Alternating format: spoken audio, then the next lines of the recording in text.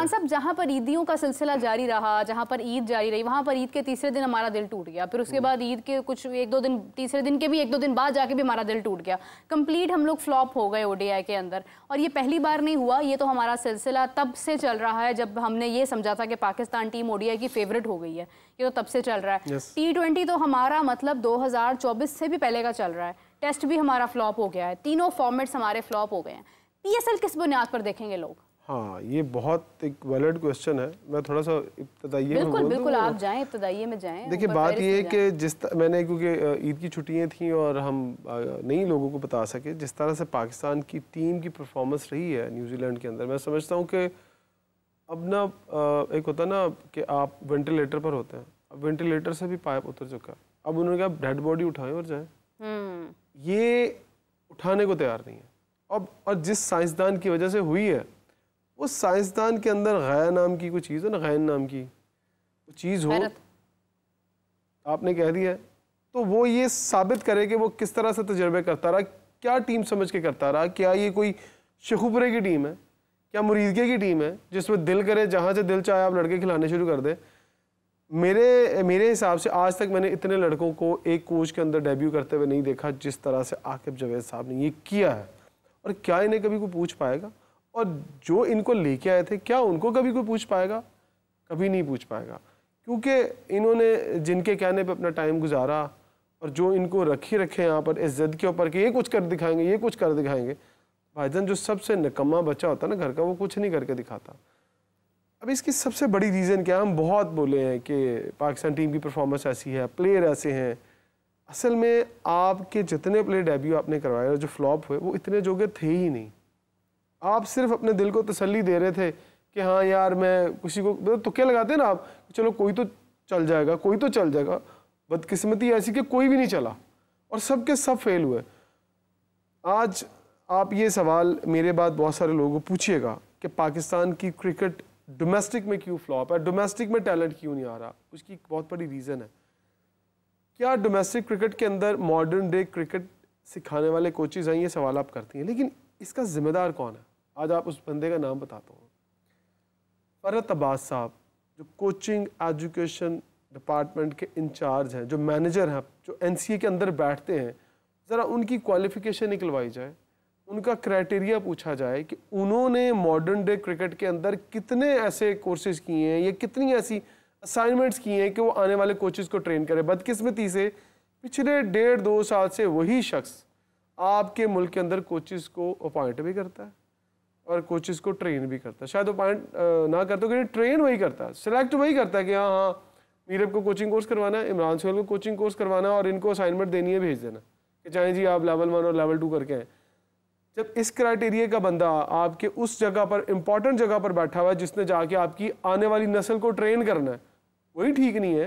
दूसरी बात कि क्या शाहिद असलम साहब, जिनके पास 20-25 साल का एक्सपीरियंस है कोचिंग एजुकेशन मैनेजर का, उनको आपने लगा दिया है वहाँ पर जाके नॉकिंग करवाने के लिए, बाबर आजम की पुलें ठीक कराओ, उसकी ड्राइव ठीक कराओ।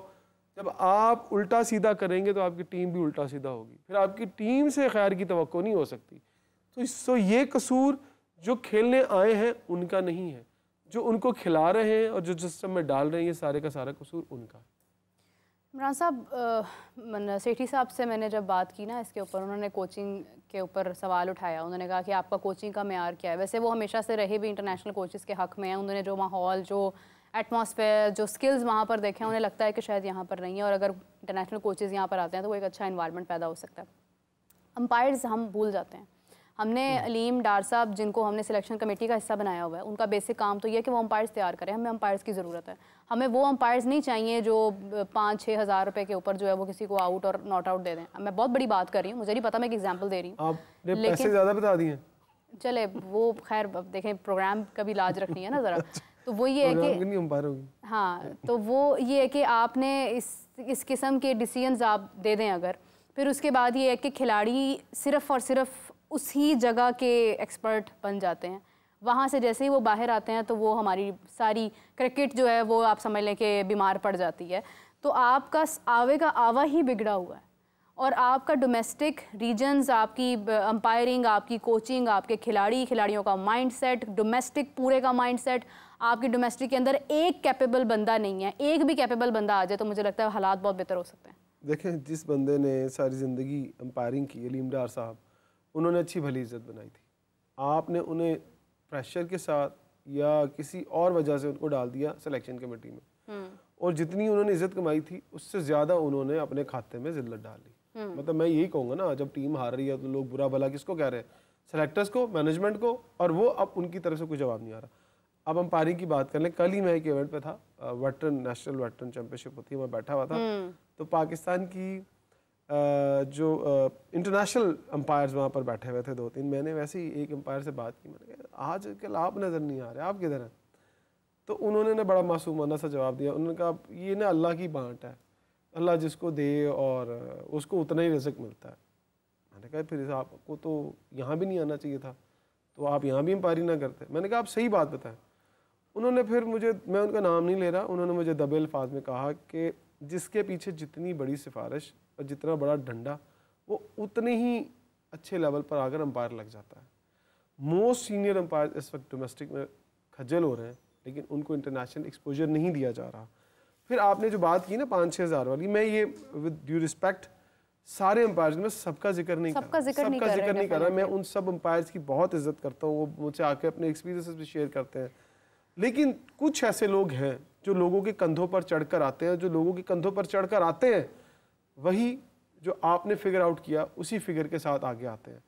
और फिर ये कितना बड़ा क्राइम है कि आपने जो फिगर बताया उस फिगर के ऊपर अगर कोई बंदा सेंचुरी कर जाता है, कोई बंदा 5 आउट कर जाता है, अगर कोई रीजन जीत जाता है, तो उसका असर उस टूर्नामेंट पे नहीं पड़ रहा। वो तो चलो एक टीम को या एक प्लेयर को फायदा हो रहा है, लेकिन मेरे उसका नुकसान क्या हो रहा है कि आपका जो बुरा तरीन स्टफ है वो आपकी नेशनल टीम के अंदर आता है, टीम में आ जाता है। इमरान साहब, हम यहीं से कंटिन्यू करते हैं, कदा कलामी की माजरत चाहती हूँ। मैं फ़ायज़ा ने ज्वाइन किया है मुल्तान से, वहाँ पर मौजूद है, वहाँ का माहौल उनसे जानते हैं। आप भी सवाल कीजिएगा, मैं भी सवाल करती हूँ। अस्सलाम वालेकुम फ़ायज़ा, कैसी हैं आप? वालेकुम अस्सलाम मीरा, मैं बिल्कुल ठीक, आप कैसी हैं? हम बिल्कुल ठीक हैं। यहाँ पर फ़ायज़ा, आपको वहाँ पर देखकर खुशी हो रही है, क्या इंतज़ामात हो रहे हैं? कल हमने काफ़ी तफसीलन बात की, आज आपने क्या चेंज देखा, क्या तरक्की देखी आपने? अच्छा मीरा, जैसे जैसे पीएसएल के दिन करीब आ रहे हैं तो लोगों के अंदर जो एक्साइटमेंट है वो भी बढ़ती चली जा रही है। अगर मैं स्पेसिफिकली स्टेडियम की बात करूं तो हम मुल्तान स्टेडियम में इस वक्त खड़े हैं, और कल के दिन से आज जो फ़र्क देखने में मिल रहा है वो ये कि जो स्टेडियम में ग्रास है उसको पानी दिया जा रहा है, पिच भी जो है वो लेवल करने की तैयारी की जा रही है। जब हम यहाँ पहुँचे तो बड़ा अच्छा लगा ये देखकर, क्योंकि धूप भी बहुत कड़ाके की है, शानदार है, तो घास भी जल्दी सूख जाएगी। और फिर शाम में जो है वो प्लेयर्स आएंगे 7 बजे और फ्लड लाइट्स तले जो है वो अपना प्रैक्टिस सेशन शुरू करेंगे। तो इस हवाले से स्टेडियम की जो तैयारी है वो तो बड़ी ज़ोरों शोर से चल रही है।